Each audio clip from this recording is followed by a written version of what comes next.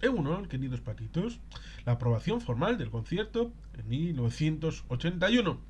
Vamos a continuar con esta parte importante, como fue la negociación del concierto en 1980, en 1981, con el texto base de Pedro Luis Uriarte Santamarina, ese glorioso texto de 3122 páginas y, por lo tanto, punto respecto a esa aprobación formal del concierto en el que quizá hayas pensado, con todo lo que hemos comentado en los capítulos anteriores sobre la negociación y sobre las celebraciones posteriores, que aquello estaba ya concluido. No fue así. Todavía nos quedaba un largo recorrido hasta que entrara en vigor la ley de conciertos del 1 de junio de 1981. Mucho más tarde de lo que esperábamos y deseábamos. En cualquier caso, pudieron, dice Pedro Luis Urarte Santa Marina, dar gracias al cielo porque finalmente pudo entrar en vigor, ya que en aquellos 5 meses ocurrieron una serie de situaciones trascendentales que podían haber echado por tierra todos aquellos esfuerzos. Te lo voy a contar en los próximos 4 capítulos, que son los siguientes.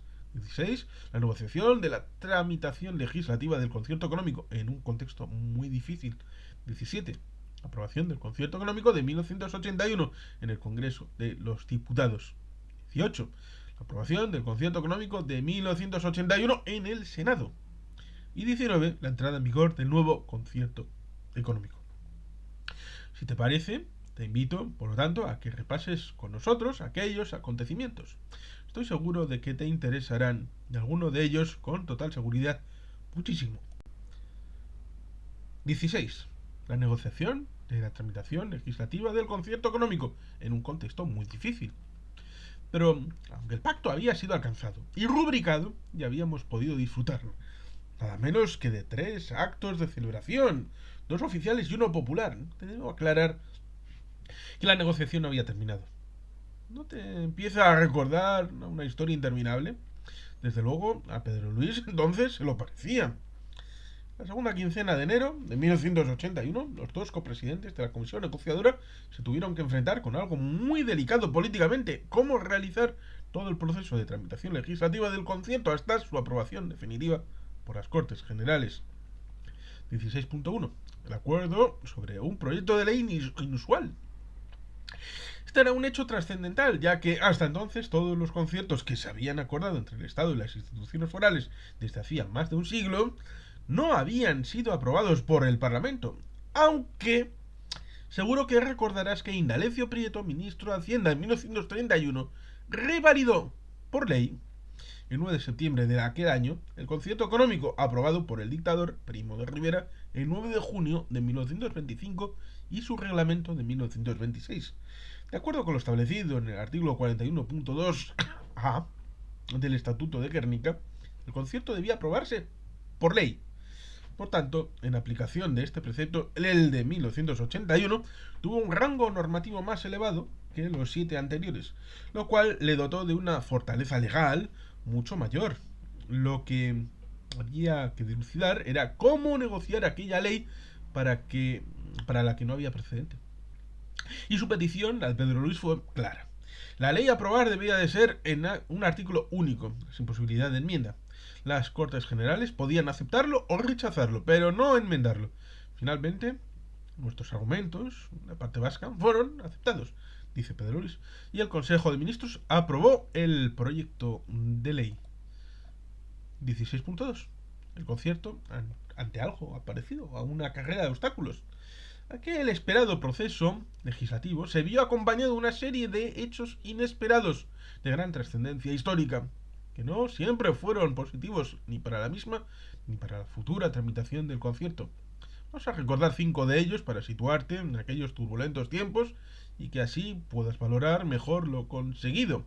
Primero de ellos fue un auténtico bombazo político: el anuncio de la dimisión del presidente Suárez el 29 de enero de 1981. Como puedes comprender, nos llenó de preocupación, dice Pedro Luis, porque el máximo responsable institucional de la negociación del concierto desaparecía de la escena política. Lo hacía rodeado de las más duras críticas. Lo había tenido todo y le dejaron sin nada. Como comentaba acertadamente José María Ruiz Soroa en el artículo titulado El Beato de Cerebros, publicado el 25 de marzo de 2014, lo que la llamada memoria histórica ha hecho con el político Suárez durante los últimos 20 años, solo puede definirse, y toma los términos de Gregorio Morán, como el más exitoso proceso de beatificación que registra la historia moderna. ¿Quién se lo iba a decir? Un político que fue probablemente el personaje más unánimemente odiado y despreciado en su momento histórico, un personaje al que denigraron y combatieron hasta el límite de poner en riesgo el edificio democrático mismo, tanto sus socios de partido como sus adversarios socialistas y populares, no digamos los restos del sistema franquista, para quienes era el prototipo de traidor, y el rey en persona, que se sentía relegado por un advenedizo a quien se había encargado de un papel limitado y había llegado a creérselo de verdad. Suárez concitó el desprecio unánime de la política de su tiempo, esa misma que después le ha convertido en un modelo de padre fundador de la democracia, y añade ahora, por su cuenta, así es la vida, mudable por naturaleza. Lo mismo se podría decir de la opinión pública, sobre todo cuando es conducida adecuadamente. En cualquier caso, desde la perspectiva del concierto, lo que no conseguía entender en aquellas fechas, ni logró que se lo aclarase el ministro de Hacienda, dice Pedro Luis, respecto a Jaime García Lloveros, era el hecho de que se había cerrado el acuerdo del concierto el día 29 de diciembre de 1980, el gobierno lo había conocido y aprobado el día 30 de diciembre, habían realizado el acto formal de la firma en un acto público en los primeros días de enero y tuvieron que transcurrir casi un mes para redactar un proyecto de ley que solamente tenía unas líneas y remitirlo al Congreso. ¿Por qué ocurrió aquello? Pues la verdad, amigo lector o lectora, nunca consiguió aclararlo y por lo tanto no te lo puede contar ahora. Eso sí, podemos entender que, bueno, algo tienen que ver las fechas, ¿no? El inteligente lector puede hacerse un cálculo de situaciones respecto al orden cronológico, apunte las fechas y seguramente llegarán a algún tipo de conclusión. El segundo fue un cambio favorable para el futuro del concierto. Una primera visita de los reyes al País Vasco. El señor de Vizcaya visitaba el País Vasco el 13 de febrero de aquel año. Como se ha apuntado anteriormente, el lehendakari Garaikoetxea había informado al jefe del Estado el 2 de octubre de 1980 que sin concierto su visita no podría ser una fiesta.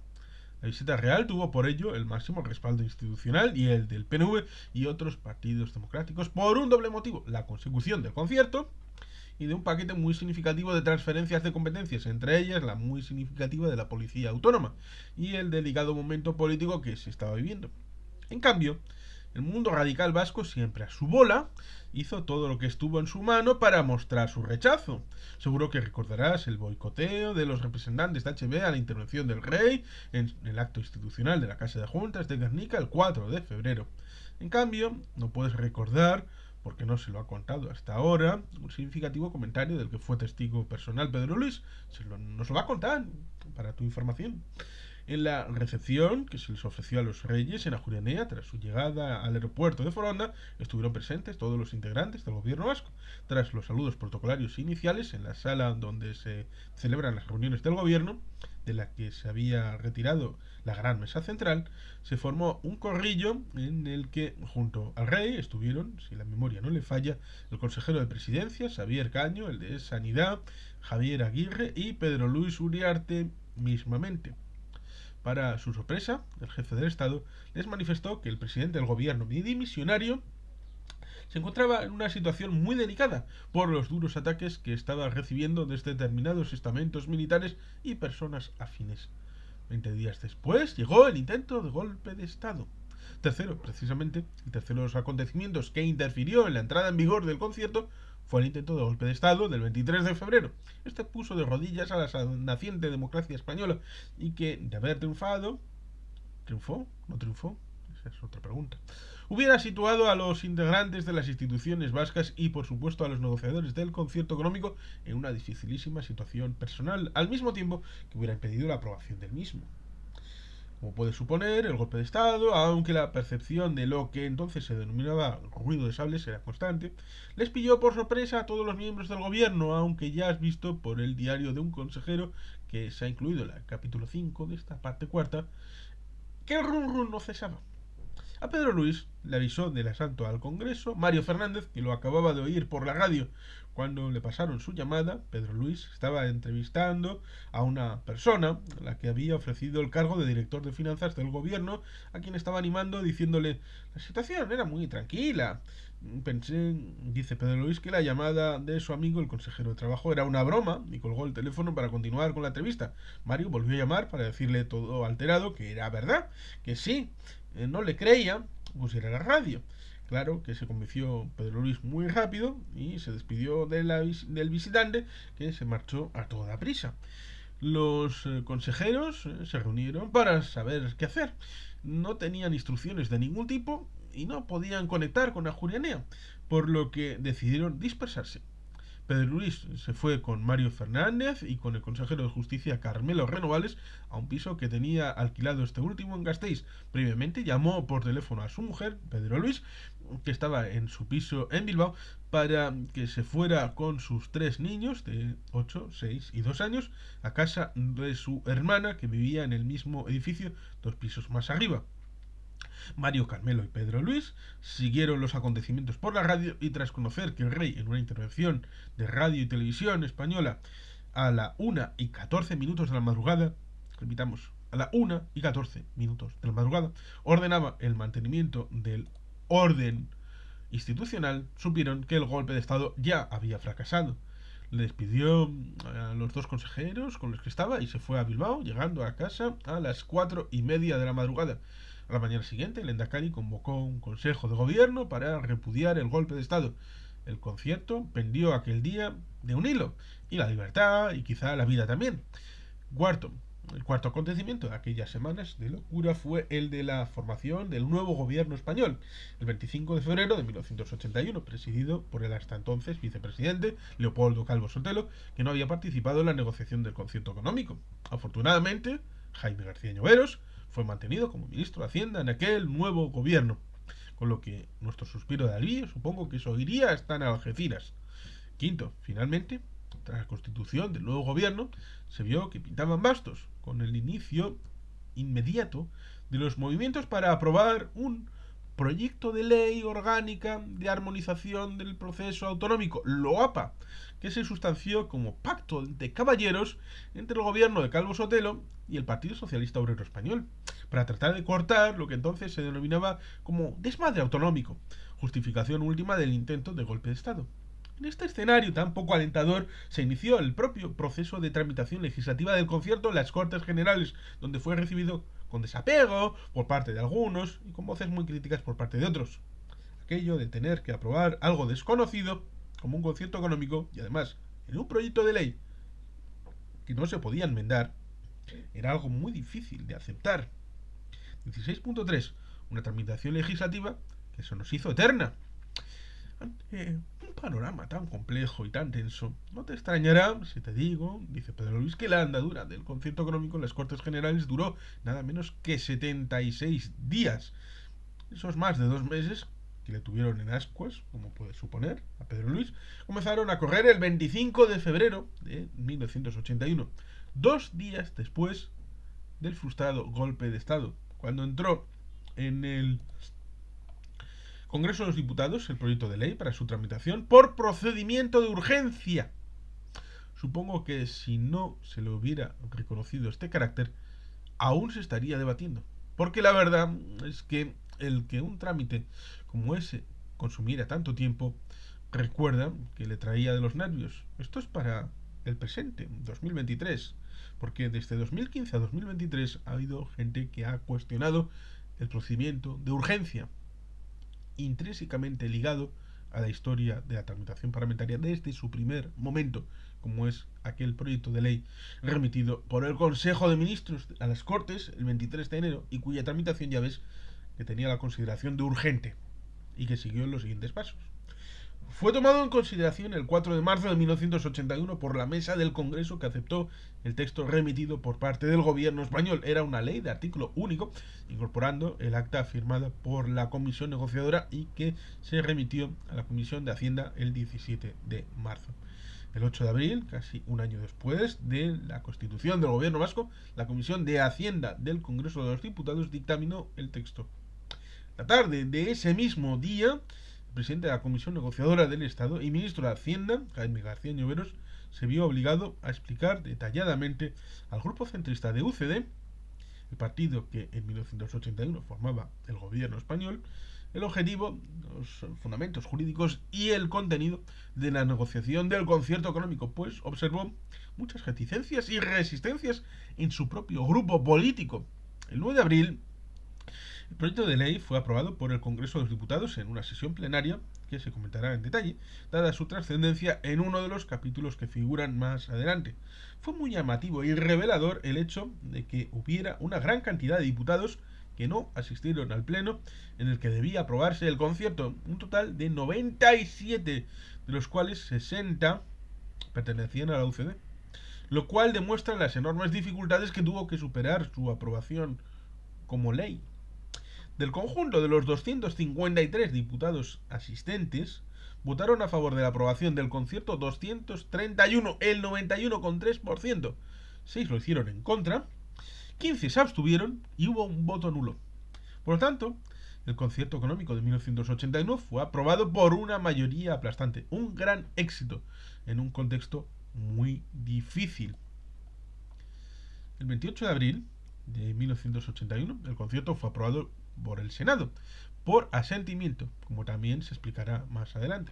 Finalmente, la Ley 12/1981 del 13 de mayo, fíjate qué casualidad, es el mismo día en el que, un año antes, visitó al ministro de Hacienda por primera vez para que le conociera, dice Pedro Luis, y para solicitar la reanudación de la negociación. Fue publicada en el Boletín Oficial del Estado el 28 de mayo y entró en vigor el 1 de junio de 1981. Había pasado un año y 18 días desde la primera entrevista con el ministro de Hacienda, aquel 13 de mayo de 1980. Fue un proceso durísimo y algunas veces tortuoso, que exigió un esfuerzo inmenso por parte de los que participaron en él, pero había merecido la pena. Vizcaya y Guipúzcoa habían recuperado un concierto mejor del que se les había arrebatado en 1937. Araba había actualizado el mismo a un modelo claramente superior, y Euskadi contaba por fin con un régimen tributario y financiero claramente diferencial, y lo hacía todo, hay que decirlo, en la misma malísima situación o peor en la que existía cuando se constituyó el gobierno que puedes ver a continuación. Entrevista a Pedro Luis Uriarte tras su nombramiento como consejero, Gaceta del Norte, 26 de abril de 1980. Es cierto que la situación es catastrófica, pero si todos arrimamos el hombro, puede tener solución. 17. La aprobación del concierto económico en 1981 en el Congreso de los Diputados. ¿Te ha interesado el capítulo anterior? Si es así, dado que ya conoces las dificultades que presentó la tramitación legislativa del concierto, esperamos que te interese conocer en detalle cómo se desarrolló el debate en el Congreso de los Diputados. Te lo comentamos en las siguientes páginas. 17.1. Las diferentes posiciones políticas ante el concierto. Como habrás adivinado, el posicionamiento de los partidos políticos cuando se inició la negociación del concierto económico en 1980 fue muy divergente. Por un lado, algunos partidos creían firmemente que en el concierto económico y lo defendían con una hecha y dientes. El caso más representativo era el del Partido Nacionalista Vasco, PNV, que sin duda fue el alma mater de aquel concierto. Otros partidos, como podía ser en aquellos momentos ocupaba el gobierno español, la Unión de Centro Democrático, UCD, posteriormente desaparecido, tenían representadas en sus filas todas las posiciones posibles en relación con el concierto y también, todo hay que decirlo, en otros muchos temas. Algunos dirigentes no solo aceptaban el régimen de concierto, sino que además lo defendían. El caso más notorio podía haber sido el propio presidente Adolfo Suárez, el de su ministro de Hacienda y negociador del concierto económico Jaime García Lloveros, el del ministro de Administración Territorial Rodolfo Martín Villa o el del delegado general del País Vasco Marcelino Oreja. Pero otros no lo aceptaban. como Francisco Fernández Ordóñez, que fue ministro de Hacienda, por fortuna, antes de que se iniciase la negociación del Estatuto de Gernika, y posteriormente de Justicia. O lo aceptaban porque así lo ordenaba el jefe supremo. En el Partido Socialista Obrero Español, el PSOE, se observaba también varias tendencias, pero la prevalente era una profunda desconfianza hacia el concierto económico, y en otros partidos de izquierda ocurría algo parecido.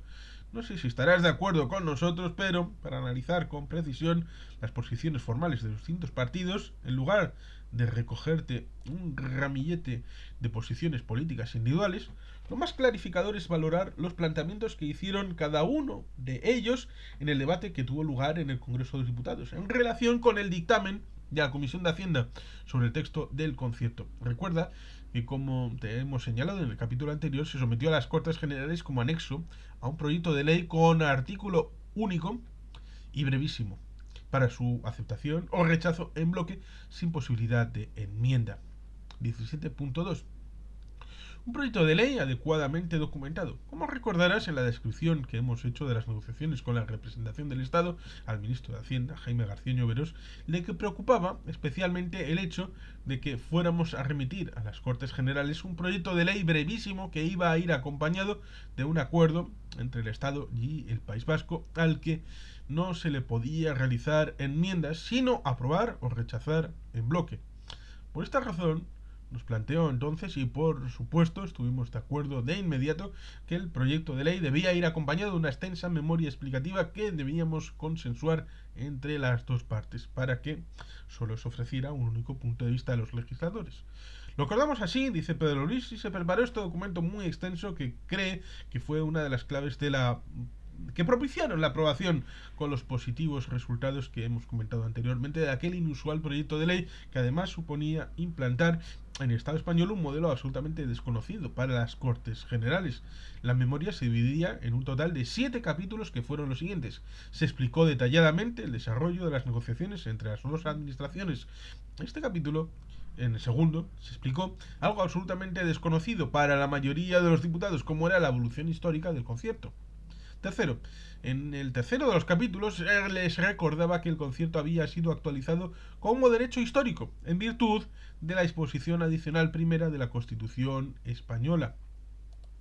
Cuarto, se daba una explicación sobre el sistema tradicional foral de concierto económico, explicando su contenido, la aprobación del concierto, la distribución de competencias entre el Estado y la Diputación Foral de Álava y finalmente el cupo. Quinto, explicaba en detalle el contenido del concierto económico, es decir, el acta que se había firmado el 29 de diciembre de 1980.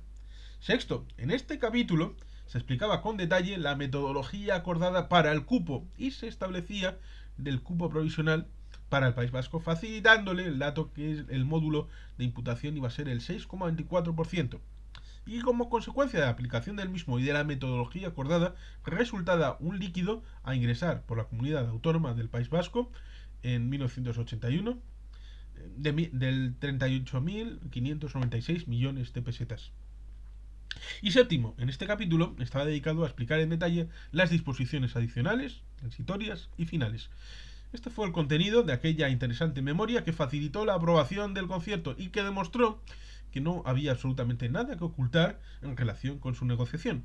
Por ello, se puede decir, sin temor a equivocarnos, que el concierto de 1981 ha sido el más transparente y del cual se han publicado más detalles desde la instauración de este régimen en el año 1878. El 17.3, análisis de las posiciones. Las distintas posiciones expresadas en aquel decisivo debate están recogidas en el diario de sesiones del Congreso de los Diputados del 9 de abril de 1981, cuyo contenido vamos a resumir a continuación. Tomaremos también como referencia la obra publicada en 1982 por dos expertos fiscalistas, Emilio Sainz de Baranda y Román Luquín, titulada El concierto económico con el País Vasco, reflexiones sobre la ley 12/1981 de 13 de mayo, para que tengas una visión general, dado que lo que se sometía a debate y votación era un proyecto de ley de artículo único. las posiciones de los diferentes partidos se refieren sobre todo al fondo del concierto económico, a la fórmula de tramitación, a la metodología del cupo y a su cuantificación para el año 1981.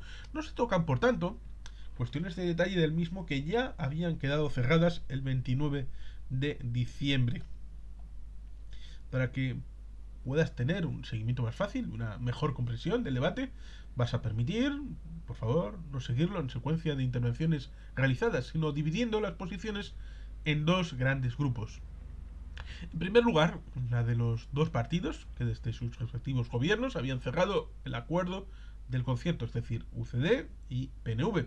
En segundo término, las de los partidos que no habían participado en aquella negociación. ¿Te parece bien? Pues si es así, vamos para allá.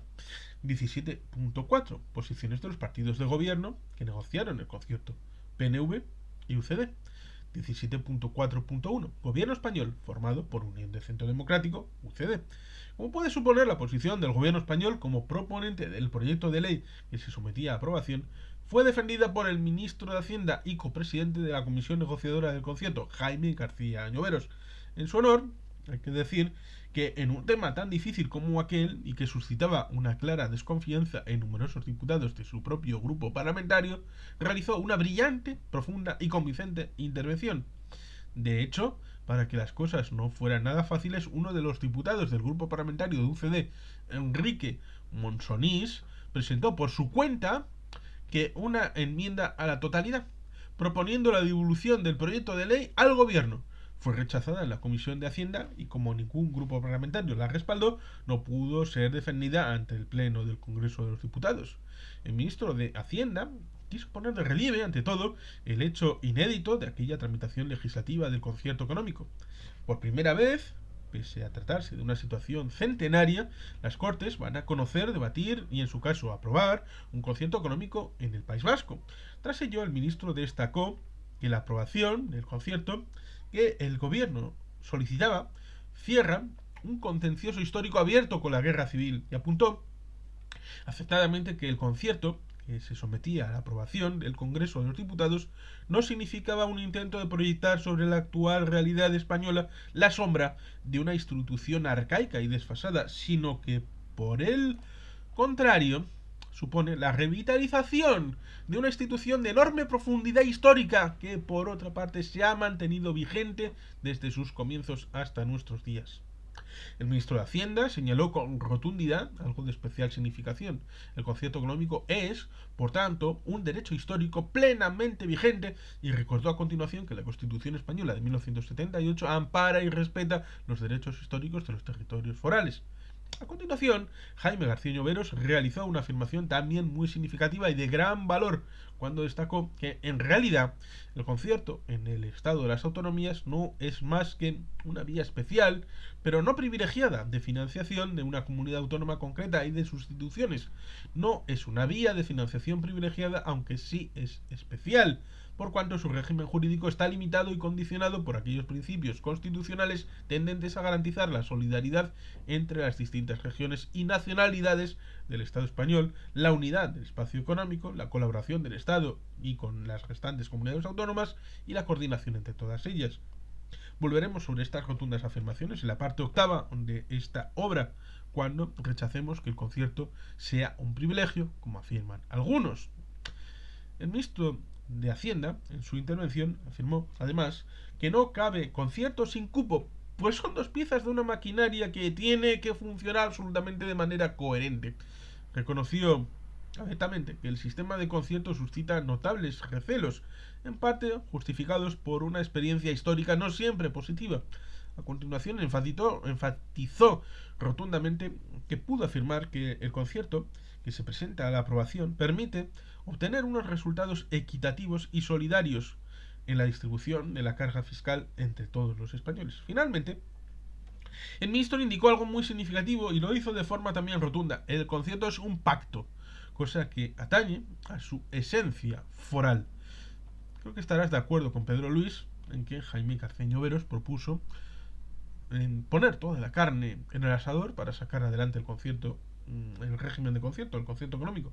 Lo hizo en la definición de la fórmula estatutaria, lo confirmó en la negociación y lo remató ante el Congreso de los Diputados, una actuación relevante que todos los vascos y vascas debemos reconocer y agradecer. 17.4.2 Grupo Parlamentario Vasco EAJ-PNV. La defensa del concierto por parte vasca corrió a cargo del parlamentario Josu Elorriaga, integrante del Grupo Parlamentario Vasco, que se había incorporado al Congreso tras el fallecimiento del mítico dirigente nacionalista Juan de Ajuriaguerra en agosto del año 1978. Estaba formado por 7 miembros. Lo integraba, además del propio Josu, Íñigo Aguirre, Fernando Aristizábal, Joseba Azcárraga, Gerardo Bujanda, Andoni Monforte y Marcos Vizcaya. Como ya sabes, por la lectura de su testimonio y por lo relatado en los capítulos anteriores, Josu fue uno de los 6 miembros que integraron la Comisión Negociadora Vasca que firmó el concierto económico y en ella representaba al gobierno vasco. Por lo tanto, este diputado, junto con el propio ministro de Hacienda, era el que más conocimiento tenía de la cuestión que se estaba debatiendo en el Congreso de Diputados de todos los que hicieron uso de la palabra, porque uno y otro eran padres del concierto. Aquel día Josu Elorriaga hizo una brillantísima intervención, destacando, en primer lugar, la valoración positiva que le merecían las palabras de Jaime García Lloveros, que acabamos de resumir, al reconocer que el concierto no es un procedimiento privilegiado. Recordó a continuación el origen de los conciertos económicos, situándolos en la ley del 25 de octubre de 1839 y en la del 21 de julio de 1876, que tú ya conoces muy bien.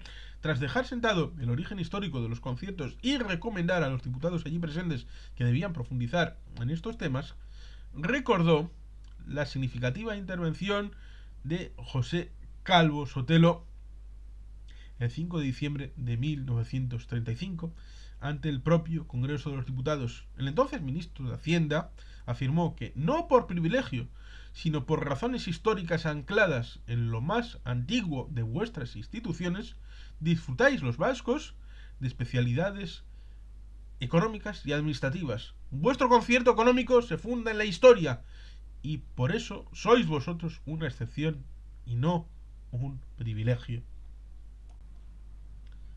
Sin abandonar aquellas imprescindibles referencias al pasado, Josu Elorriaga puso especial énfasis en señalar que el concierto es parte esencial de la historia del pueblo vasco, por ser el elemento de entronque con su pasado foral. A continuación, aquel parlamentario vasco quiso dejar claro que si la vertiente histórica del concierto económico es importante, no lo es menos el significado que adquiere si miramos al futuro, pues sobre todo significa poner en marcha el mecanismo que deberá permitir hacer efectiva la autonomía del País Vasco, ni más ni menos. En definitiva, el concierto económico podrá permitir que la autonomía del País Vasco sea auténtica. Comentó también que a partir de ahora el gobierno vasco podrá actuar verdaderamente como tal, gobernando para todos, a pesar de los planteamientos revolucionarios de algunas fuerzas que se habían erigido no solo en el gran obstáculo para el progreso de la comunidad autónoma, sino como su enemigo público número 1. Terminó Elorriaga pidiendo al pueblo vasco que tenga claro el camino a seguir y cuáles son los obstáculos que pueden impedir avanzar en la dirección elegida. La convincente intervención del parlamentario del PNV encarriló el debate hacia la aprobación del proyecto de ley con el rotundo resultado favorable que has visto en el capítulo anterior. 17.5 Posiciones de los partidos que no participaron en la negociación del concierto. 17.5.1 Grupo Parlamentario Socialista Vasco. La intervención de este grupo parlamentario, integrado por 6 miembros: Carlos Corcuera, Eduardo López Albizu, Lalo, padre de Pachi López, Enrique Mújica, Nicolás Redondo Urbieta, padre de Nicolás Redondo, hijo, Gabriel Urralburu y Carlos Solchaga. Corrió a cargo de este último diputado navarro que no había participado en la negociación de 1980, pero sí en la de 1979, impulsada por el Consejo General Vasco. En aquellas negociaciones, como recordarás, Solchaga mantuvo posiciones muy duras, radicalmente contrarias a cualquier tipo de autonomía normativa.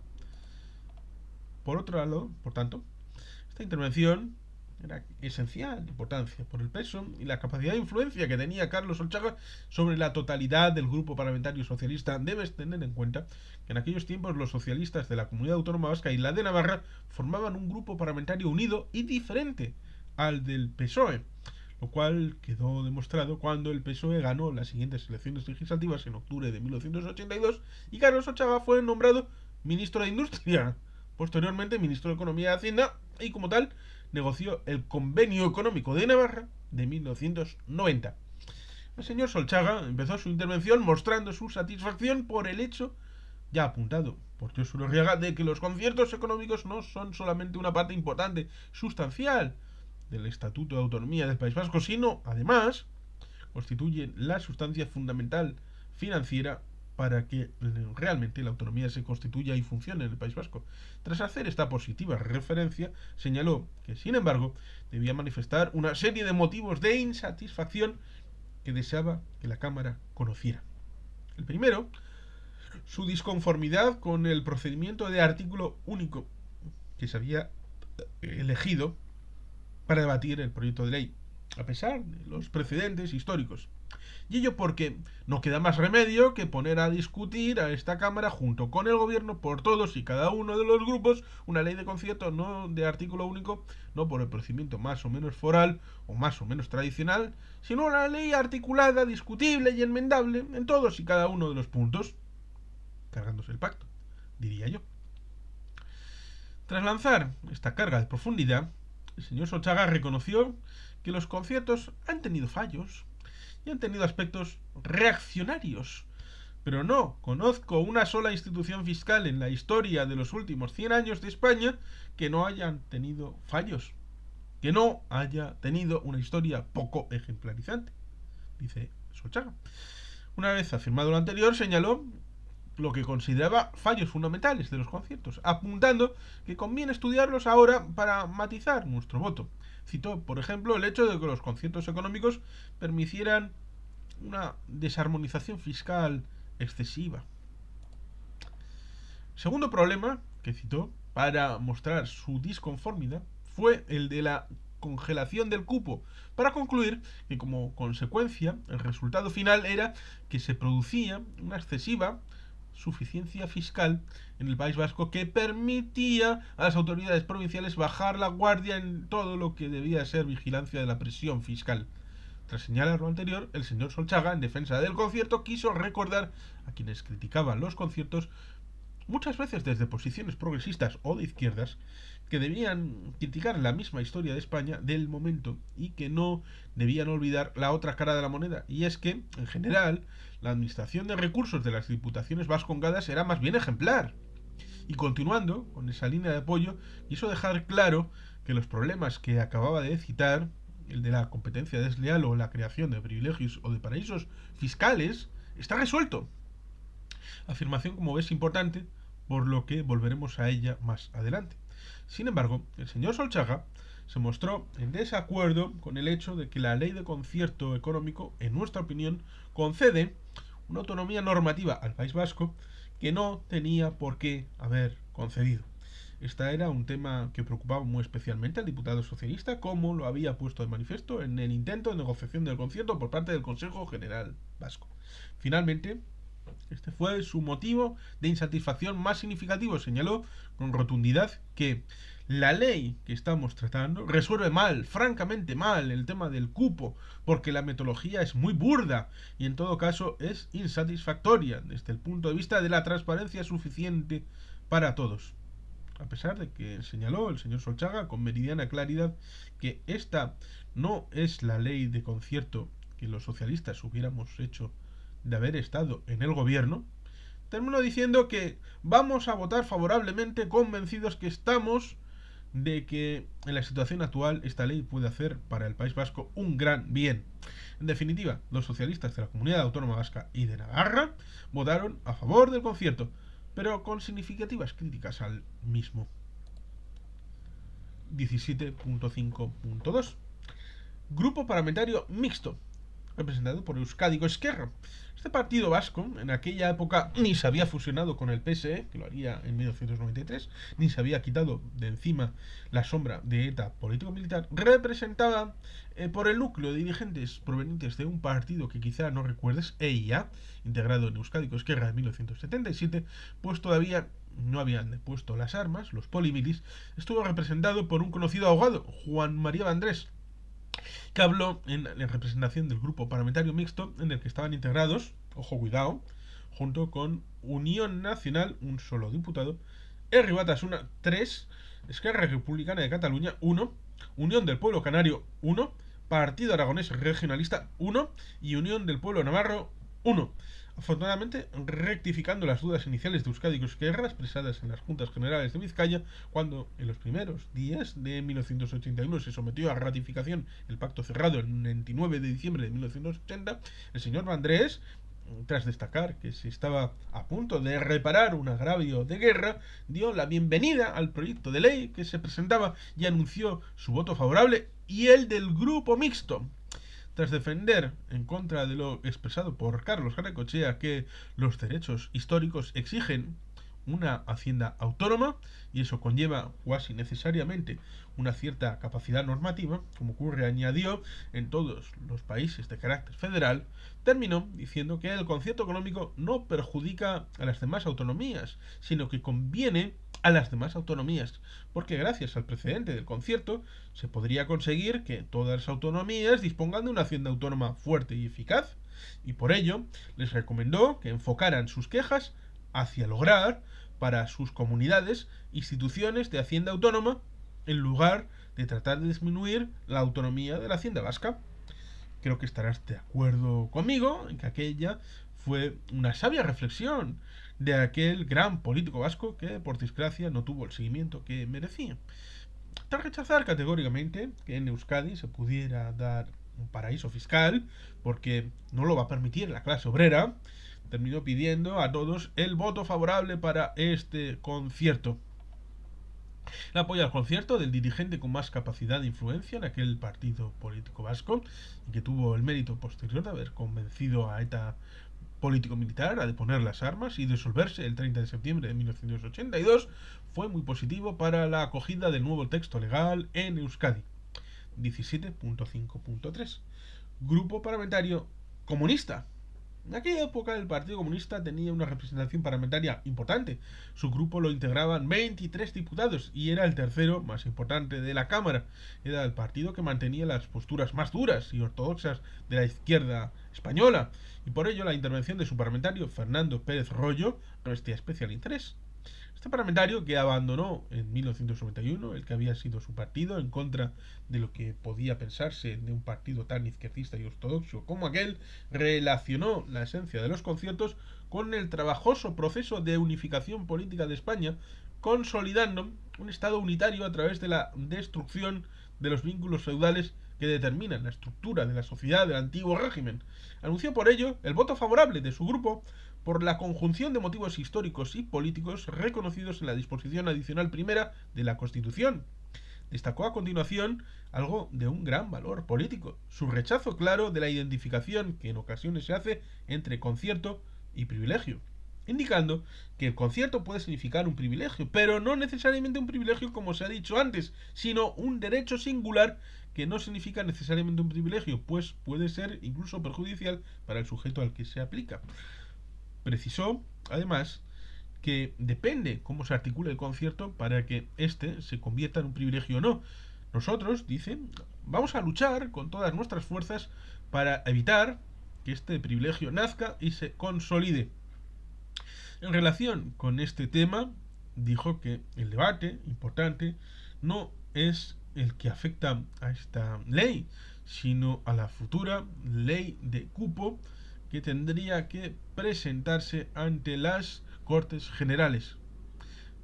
Te aclaramos que esto se hizo unos años después, en 1988, y que aquella ley quinquenal de cupo fue aprobada por amplísima mayoría. La posición del Partido Comunista, por la capacidad de influencia que entonces tenía sobre el sindicato español más importante, Comisiones Obreras, fue muy valiosa. 17.5.4. Grupo Parlamentario Socialista en el Congreso, el PSOE. Intervino en nombre del PSOE, cuyo grupo parlamentario estaba formado por 121 diputados, incluyendo los socialistas vascos, su parlamentario Enrique Barón, conocido político, economista, abogado y ensayista que llegó a ser presidente del Parlamento Europeo entre los años 1989 y 1992. El señor Barón aclaró que iban a votar afirmativamente al proyecto de ley porque existe una disposición adicional en la Constitución que es la actualización general de los derechos históricos de los territorios forales. Destacó, por ejemplo, que si el concierto económico desde el punto de vista técnico le parecía sustancialmente correcto, aunque hizo una serie de puntualizaciones de ese mismo carácter en relación con su contenido. Expresó, por ejemplo, sus dudas sobre el método con el que se había calculado el cupo, ya que, como señaló en la Comisión de Presupuestos del 17 de noviembre, el director general de Coordinación Territorial le dijo que no existían los datos del cálculo del cupo, o que, al menos, él personalmente no conocía esos datos. Por ello, indicó que si el cálculo de cupo se había hecho como él creía que se había realizado, evidentemente hay que reconocer que el cálculo provisional es muy provisional. Te aclara Pedro Luis que esta afirmación de Enrique Barón fue debida a que el concierto que se había pactado contenía con carácter provisional el cupo de 1981 y la metodología para su cálculo, pero no el de los años sucesivos. Criticó también el portavoz socialista el cálculo del 6,24%, porque en la memoria presentada junto con el proyecto de ley se dice que hay un 0,50% que se reduce y se reduce en términos que en principio son de negociación política, no son de cálculos económicos, y eso tiene una incidencia en el cupo provisional. Por ello, insiste en que este tema del cupo tiene que discutirse mucho más y tiene que venir seriamente a la Cámara, tras destacar que hay que profundizar mucho más en los estudios económicos porque no se puede trabajar sobre meras estimaciones. Discutió, más que la metodología, los métodos de cálculo que se habían empleado. Por ello, planteó, como los datos no nos acababan de cuadrar, creemos que la ley de cupo debe llegar antes del 1 de julio. Debe discutirse a fondo y debe servir para que comencemos a hacer una cosa que no hemos hecho, que es empezar la desagradable pero necesaria tarea de discutir ingresos y recursos, porque el voto afirmativo que da el Grupo Socialista en los conciertos supone iniciar un proceso que, si se quiere que culmine positivamente, tiene que conducir a una profunda revisión de los criterios que han orientado la formación del cupo provisional. Este no puede tener más valor que el de una entrega a cuenta.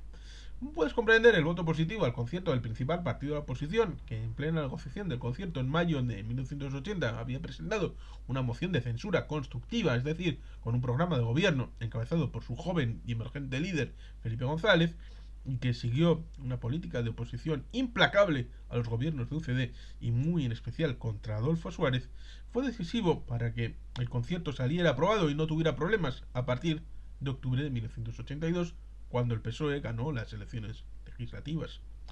17.5.5 Grupo Parlamentario de la Minoría Catalana. La representación catalana corrió a cargo de su parlamentario, Carles Alfred Gasoliva, un conocido político, economista y consultor catalán que defendió, como todos los anteriores, el voto favorable de su grupo, integrado por 8 diputados. El señor Gasoliva hizo una intervención muy breve, señaló que el proyecto de ley que aquí se nos presenta es una concreción de un artículo del Estatuto Vasco y que para su cumplimiento lo que se precisaba era el acuerdo entre el gobierno vasco y el gobierno español. Este se ha realizado, nosotros estimamos que satisfactoriamente. Además, creemos que es un compromiso lo que se establece con esta ley absolutamente claro para el desarrollo de la autonomía vasca. La posición del grupo parlamentario catalán fue muy bien acogida por los parlamentarios vascos. 17.5.6 Grupo parlamentario Coalición Democrática. Este grupo parlamentario, integrado por 9 diputados que representaban a la derecha española más pura, proveniente de Alianza Popular, y con posterioridad la mayoría de sus miembros se integrarían en el Partido Popular, a pesar de su pequeño tamaño, 12 diputados lo formaban personas de gran significación, como José María de Areliza, primer alcalde franquista de Bilbao, quien apoyó ya con un talante aperturista y liberal la negociación del Estatuto Vasco, y uno de los padres de la Constitución, don Manuel Fraga Iribarne. La intervención en aquel debate corrió a cargo de Antonio Carro Martínez, quien expresó la profunda preocupación ante la trascendencia e importancia que para el País Vasco y para toda la nación española tiene el concierto económico, en razón del procedimiento que se ha seguido para someter este proyecto a nuestra consideración, con un sentido que recuerda más a la ratificación de un tratado internacional. Como puedes apreciar, lo del proyecto de ley de artículo único no gustó nada a aquellos representantes conservadores, tras recordar que debía quedar claro que la soberanía nacional la ostenta toda la nación y que si no había presentado ninguna enmienda era por prudencia. Reconoció, sin embargo, que el texto estaba pleno de sabiduría y era una verdadera obra de arte, por lo que, a pesar de su enorme preocupación, no se iba a oponer frontalmente al concierto. El señor Carro terminó su intervención señalando que la disposición adicional primera de la Constitución debe compaginarse con el texto del artículo 157, apartado 3 de la propia Constitución, y con la LOFCA, Ley Orgánica de Financiación de Comunidades Autónomas. Su posición se resume en el voto negativo o de abstención que finalmente dio al concierto económico. 17.5.7 Grupo Parlamentario Andalucista. El grupo andalucista, integrado por 5 diputados, estuvo representado por uno de sus políticos más representativos, Miguel Ángel Arredondo, y fue el único que defendió una enmienda parcial ante el Pleno del Congreso. Fue rechazada por 128 votos en contra, 11 favorables y 110 abstenciones. Tras aclarar que no queremos unirnos al coro de voces histéricas que a veces están fomentando el antivasquismo, el parlamentario andaluz planteó lo que denominó una cuestión de fondo, que enunció con absoluta y rotunda de esta forma: ¿las leyes de concierto económico y de cupo admiten solamente enmiendas a la totalidad? Es decir, ¿el Congreso debe limitarse a aceptar o rechazar en bloque al concierto económico?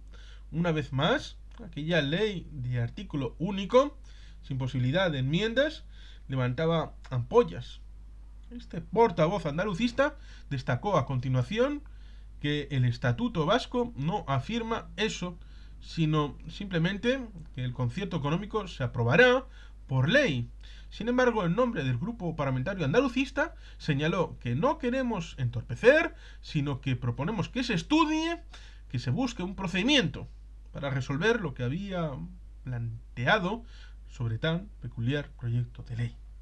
Su posición final, cree recordar Pedro Luis, que fue la abstención, pero con una manifestación explícita de que querían ser respetuosos con los derechos del pueblo vasco.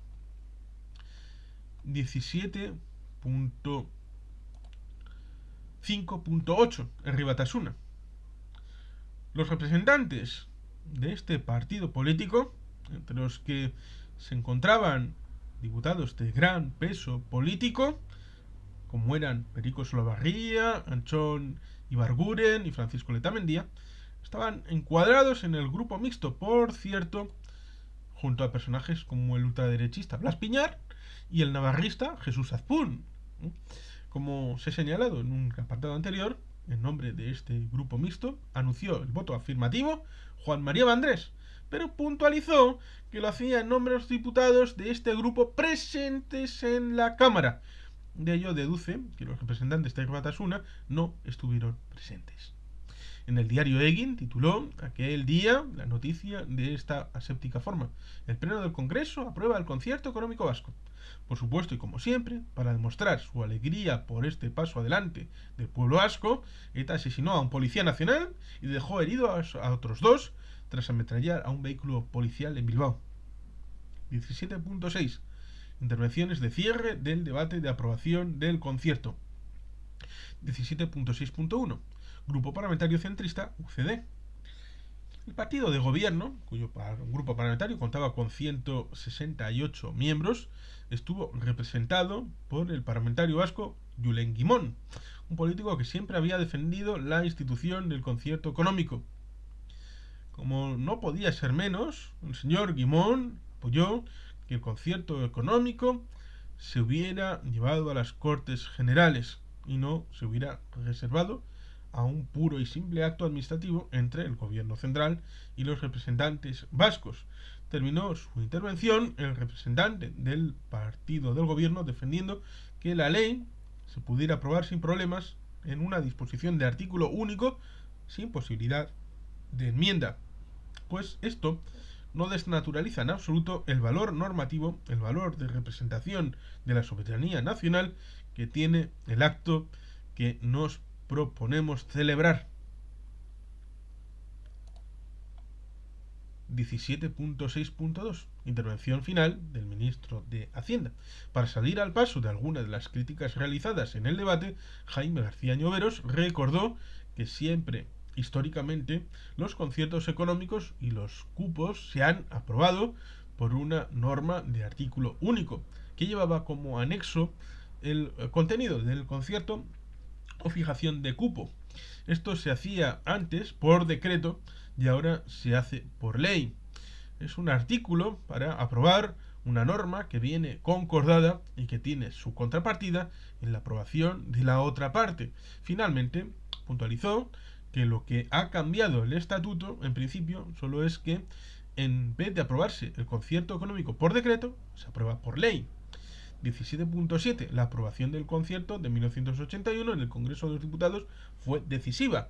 Este es el resumen, querido lector, lectora, del importantísimo debate que tuvo lugar en el Congreso de los Diputados el 9 de abril de 1981 y que, dado que en esta obra está siendo muy puntilloso con las horas, te puede decir que acabó a las 10 menos 10 de la noche. Los parlamentarios trabajaron a fondo, lo cual era de agradecer. Como habrás podido ver, a lo largo de todas estas horas se dijeron cosas muy interesantes, por lo que espera que no te haya resultado aburrido el resumen que he intentado hacer. Ha quedado un poco largo, tal vez, pero siempre es bueno recordar la historia, ¿no crees? Habrás observado, por cierto, el enorme cambio que se ha producido desde 1981 en el panorama político español, pues muchos de los partidos que intervinieron en ese debate han desaparecido. En la votación que se realizó en esa Cámara Legislativa, como se ha adelantado en el capítulo anterior, de los 253 diputados asistentes, votaron a favor 231, el 91,3%. 6 lo hicieron en contra, 15 se abstuvieron y hubo un voto nulo. Un exitazo. 18. La aprobación del concierto de 1981 en el Senado. Tras la aprobación del concierto en el Congreso de los Diputados, con tal fuerte respaldo, el proyecto de ley pasó al Senado, donde tuvo una actuación muy destacada el senador Juan Mari Ollora, uno de los miembros de la Comisión Negociadora Vasca. Como recordarás, representó a Araba. Tras el posicionamiento del gobierno y de los distintos grupos, el proyecto de ley se aprobó por asentimiento. Para tratar de explicar este capítulo, utilizará el diario de sesiones del Senado del 28 de abril de 1981, precisamente el día de San Prudencio, el patrón de Araba. En este aparecen recogidas las diversas opiniones de los senadores de los distintos grupos políticos que participaron en la aprobación del proyecto de ley del concierto económico de 1981. Por lo que, si tienes interés en este debate, te remitimos a ese documento. 18.1 Partidos que participaron en la negociación del concierto: UCD, PNV. 18.1.1 Unión de Centro Democrático. En representación de UCD fueron los senadores Juan Ignacio del Burgo Tajadura y Alfredo Marco Tabar los que tomaron la palabra ante el resto de senadores. El señor del Burgo, tras hacer referencia a la ley del 21 de julio de 1876, que no vaciló en calificar de nefasta para las provincias vascongadas y para el conjunto de la nación, y las vicisitudes que dieron origen al concierto en el siglo XIX, remarcó lo siguiente: para UCD, que tanto ha contribuido a hacer realidad la evolución de la autonomía vascongada, la aprobación de los conciertos es un acto de justicia, porque al hacerlo se contribuye a reforzar la unidad de España, de la que es parte entrañable el solar vascongado. En su interesante intervención, el señor del Burgo señaló también, textualmente, que no se invoquen ahora para oponerse al concierto razones de igualdad fiscal, porque los conciertos no significan una ruptura de esa igualdad, que se quiebra únicamente por la insolidaridad personal y social, pero no porque la exacción y recaudación de los tributos se lleve a cabo por las instituciones representativas de las diversas comunidades autónomas. Y señaló también que no se aduzca tampoco que los conciertos son un privilegio porque nuestra Constitución permite a todos los pueblos de España, a través de los estatutos de autonomía, acceder a una profunda autonomía tributaria y financiera que no rompe, sino al contrario, el principio de solidaridad, reforzando la idea de su compañero de partido, el senador vasco Marco Tabar. Comentó, entre otras cosas, que yo creo que debemos ver los conciertos como lo que son, como un simple instrumento de gestión de libertad, de elección de objetivos, de eficacia en definitiva. Y añadió, acabemos, señorías, de una vez por todas con los fantasmas de recelos, y yo os prometo también que los vascos intentaremos acabar con los recelos que allí existen. Acabaremos con el atropello, auténtico atropello que supuso la retirada de los conciertos a Vizcaya y a Guipúzcoa, y a vosotros, a todos los compañeros, prescindiendo de ideologías políticas, os pido de verdad que votéis afirmativamente este concierto con el convencimiento de que es algo positivo y bueno y que es eficaz precisamente para lograr esa España unida en la solidaridad y en la democracia que todos queremos. 18.1.2 Partido Nacionalista Vasco. En representación al PNV fue Juan Mario Llora el que tomó la palabra en aquel debate. Tal y como he señalado al inicio del capítulo, este senador hizo un magnífico trabajo en defensa del concierto y del sistema de cupo. Llora puntualizó en dos cuestiones importantes. Por un lado, que el concierto cumplía con los principios de armonización y colaboración, y por otro, aclaró todas las dudas surgidas en torno al sistema de cupo. En relación al cupo, una cuestión crítica que él conocía muy bien, precisó lo siguiente: al cupo se le han achacado dos defectos: su permanencia y la defectuosidad en su valoración. Debemos decir que siempre que se ha hablado del cupo en estos términos, se ha hablado de un cupo modelo vía ingresos. Esto es, de un cupo nacido de una fijación concertada de niveles de contribución por cada impuesto administrado por las diputaciones, acompañado de la detracción de las cargas compensables en razón de los servicios que la Diputación prestaban en lugar del Estado. El señor Ollora hizo hincapié en que era a ese modelo de cupo anterior al que el concierto de Araba de 1972 al que se le pedían atribuir este tipo de críticas. Sin embargo, a partir de dicho concierto se establece un sistema de actualización automática y de revisión quinquenal, y que incluso se contiene un mecanismo de revisión de los gastos compensables completamente injusto para la propia provincia al estar sujeta a su actualización al crecimiento de los ingresos, cuando, como señala perfectamente Walter Heller, estudiando los estados federales, la elasticidad de la renta fiscal siempre crece y genera un crecimiento de gasto público superior al de los ingresos. El cupo provisional inicialmente se transforma en definitivo una vez realizadas las oportunas liquidaciones presupuestarias y los ajustes de valoración de parámetros. Señaló también, aparte de esa provisionalidad dinámica explicada anteriormente, el proyecto de ley establecía también una provisionalidad teórica para el cupo, al introducir la necesidad de una ley posterior que analizase a fondo los parámetros y variables de contribución y valoración. En realidad, en relación a la solidaridad, este senador vasco continuó diciendo que la solidaridad se ha convertido en un cajón desastre que, independientemente de la justicia ética ahí contenida, encubre en muchos casos planteamientos uniformistas que no tienen nada que ver con ella, o explicitaciones instrumentales que deben resolverse de otra forma y en otros mecanismos. Reforzando la idea anterior, manifestó: yo creo, señorías, que se evidencia claramente que el espíritu de los negociadores del gobierno y del grupo y partido que represento, que el concierto no es ni será un instrumento privilegiado. Desde la especificidad de nuestro modelo y la justeza de su derecho, queremos contribuir justa, transparente y solidariamente al sostenimiento de las cargas generales del Estado. 18.2 partidos ajenos a la negociación del concierto. 18.2.1 Grupo Socialista. Como representante de este grupo político fue el senador Víctor Manuel Arbeloa Muru, el encargado de explicar el posicionamiento de los socialistas. El señor Arbeloa comenzó diciendo: lo que no se ha dicho o no se ha recalcado suficientemente bien, el compañero señor Subirats lo ha apuntado un poco, es que el concierto con la comunidad autónoma vasca, además de ser un recuerdo y un resto de la vieja España foral, puede ser también, antiguallas tradicionalistas y conservadoras aparte, un paso y un estímulo hacia la nueva España federal, hacia la que va, si no hacemos de él un indefinible sucedáneo, nuestro Estado de las Autonomías. Este senador apuntó que si bien veía adecuado al concierto, al entender que no suponía privilegios para el País Vasco, ni mucho menos la creación de un paraíso fiscal en dicho territorio, reconocía que no siempre había sido así, refiriéndose al periodo anterior en el que el cupo había sido fijo. Era, por lo tanto, un aspecto más positivo del concierto de 1981 que el cupo se actualizara anualmente y se revisase mediante una ley quinquenal sometida a votación en las Cortes Generales. Sin embargo, aun estando a favor del sistema de concierto, destacó que la ley de concierto llega demasiado tarde y que el procedimiento tal vez no es el mejor y que la negociación se ha hecho demasiado a solas.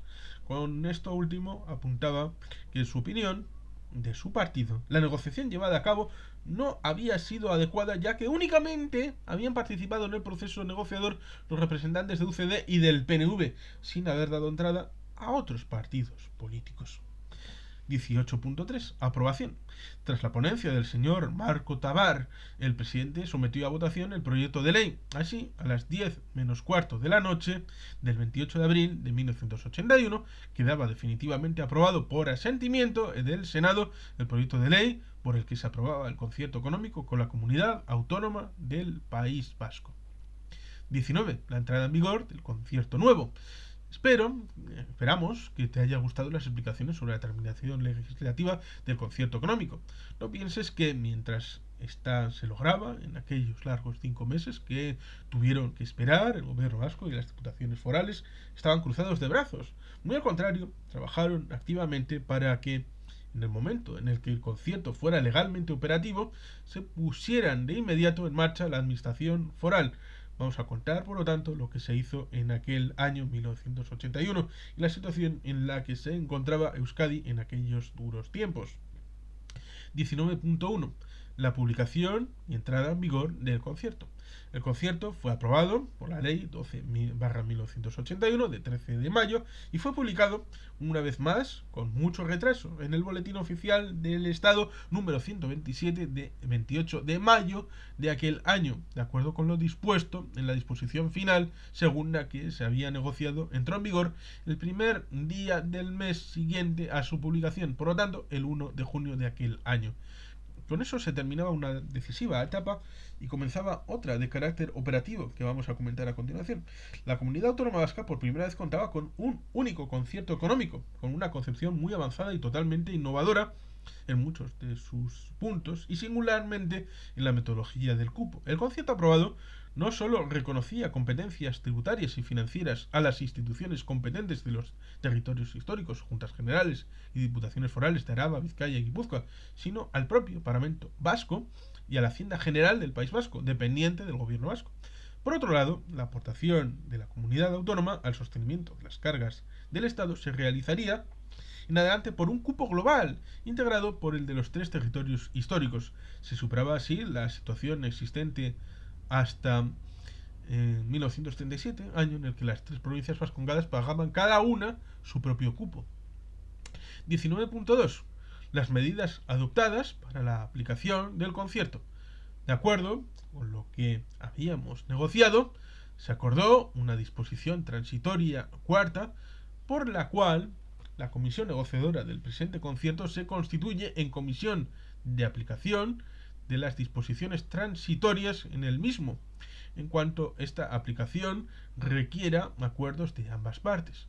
Por lo tanto, aquella comisión negociadora que has conocido siguió trabajando porque, ante todo, habría que propiciar el traspaso por el Estado a favor de las diputaciones forales de Guipúzcoa y de Vizcaya de todos los medios personales y materiales que estuvieran adscritos al ejercicio de las competencias tributarias que habían asumido estos dos territorios históricos. Los términos y condiciones de este traspaso tuvieron que ser decididos por la comisión negociadora. Además, hubo que acordar el procedimiento de acuerdo con lo dispuesto de la exposición transitoria primera, por el cual los territorios históricos se subrogarían en los derechos y obligaciones en materia tributaria de la hacienda pública estatal en relación con la gestión, inspección y recaudación de los tributos concertados que hubieran de declararse a partir de enero de 1981. Como puedes ver, por tanto, en la negociación tuvimos la precaución de acordar con la representación del Estado que, aunque el concierto entrara en vigor más tarde, del 1 de enero de 1981, que era la idea inicial, como sabes, que sin embargo sus efectos en determinados aspectos, luego comentaré otro muy importante, se retrotrajeran al 1 de enero de 1981. El que te acabo de explicar fue uno de ellos. Con todo ello, podemos decir que tuvimos unos meses de verano francamente animados, lo cual quiere decir que de nuevo tuvieron que trabajar a tope para poner en marcha el concierto, dado que habían transcurrido nada menos que 44 años desde la pérdida de los conciertos para Vizcaya y Guipúzcoa, establecida por el decreto ley de 23 de junio de 1937, que ya conoces por la parte tercera de esta obra. 19.3, el cupo para 1981. Dado que, como te acabamos de señalar, los territorios históricos se habían subrogado en todos los derechos y obligaciones en materia tributaria de la hacienda pública estatal con efectos 1 de enero de 1981, puedes deducir que el cupo al que se le dio carácter inicialmente provisional para ese año tuvo que establecerse también para todo ese año completo. Por lo tanto, se pagaron 12 meses de cupo y no 7, como podría pensarse por la fecha de entrada en vigor del concierto. El cupo bruto inicial que se estableció fue de 116.979 millones de pesetas, Araba 14.341 millones, Guipúzcoa 38.243 millones y Vizcaya 64.395.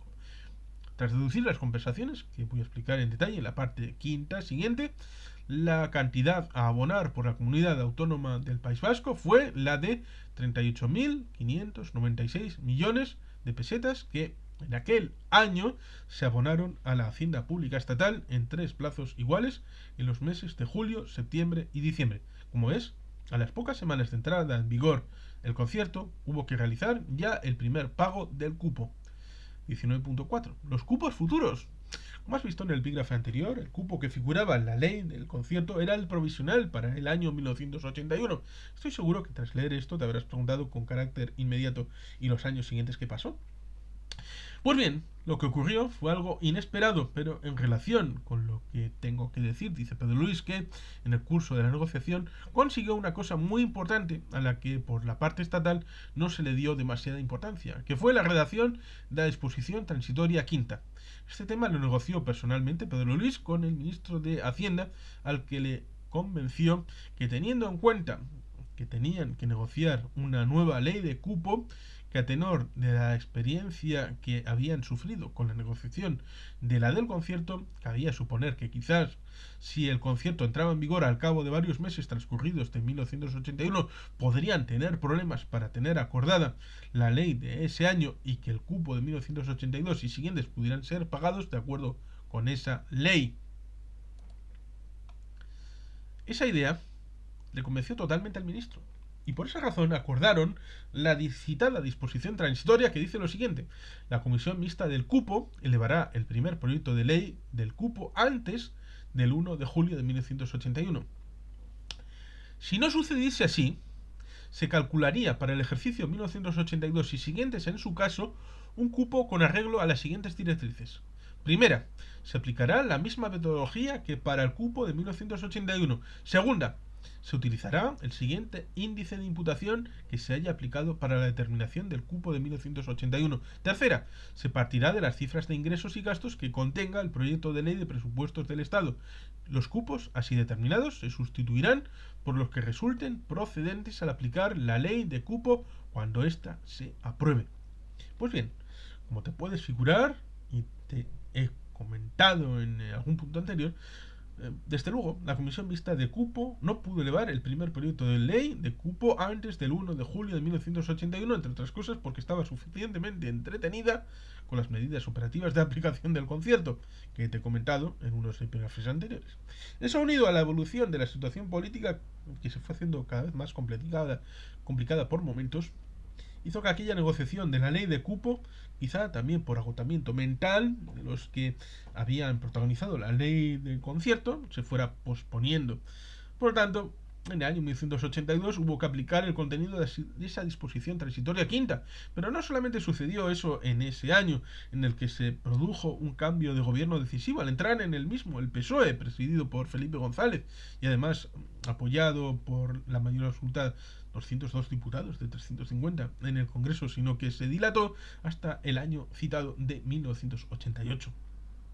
Aquel año se aprobó la Ley 43/1988, de 28 de diciembre, por la que se aprobó la metodología de determinación del cupo del País Vasco para el quinquenio 1982-1986, con la que se procedió a liquidar la totalidad de los cupos pendientes desde el 31 de diciembre de 1981, pues los 38.596 se consideraron como fijos.